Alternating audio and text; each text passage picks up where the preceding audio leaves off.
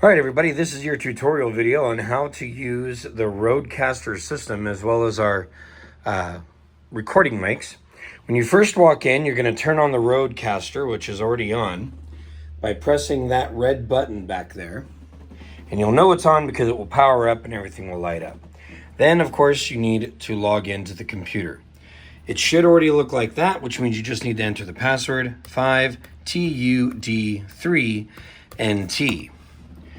Once it opens up, you're going to see that it will work on both monitors. And if it hasn't been turned on in a while, or if there's been a recent update, it will go through this. Go ahead.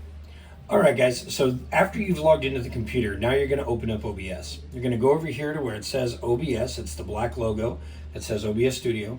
And you're going to double click on it. Now, fortunately, we can see that we have audio levels, which means that everything is set appropriately and was applied appropriately, so therefore it could keep running. What you need to do now is you need to set up a scene for yourself. So you're going to go here to where it says Scenes, and you're going to go down to the plus button that's located right here at the bottom.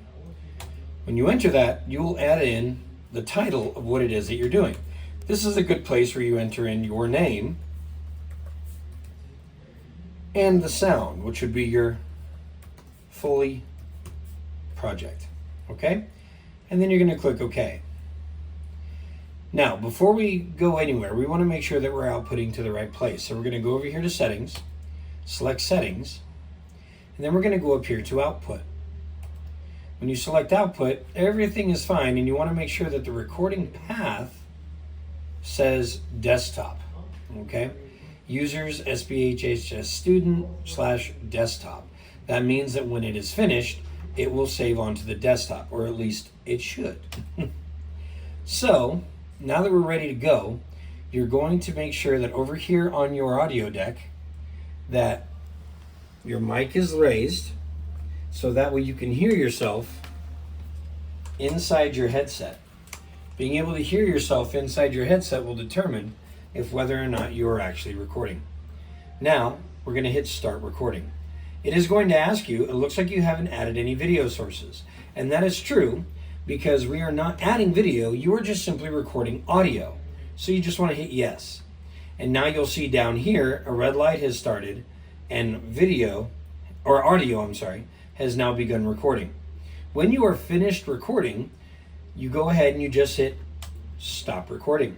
And the recording will stop. Then you can go ahead and hit Exit because you are done.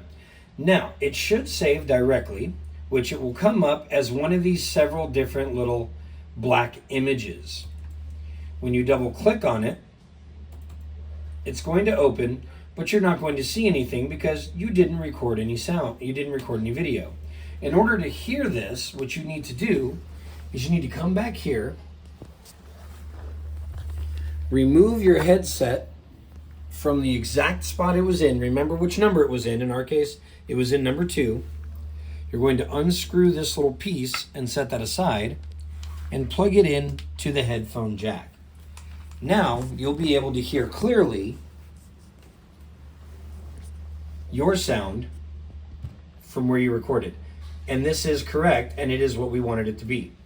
So now you can again rename this by right-clicking and selecting down here where it says rename, select, and then we will call it Mr. Taylor Foley. Now your sound is ready to be drag and dropped into Premiere so that way you can use it. There you go.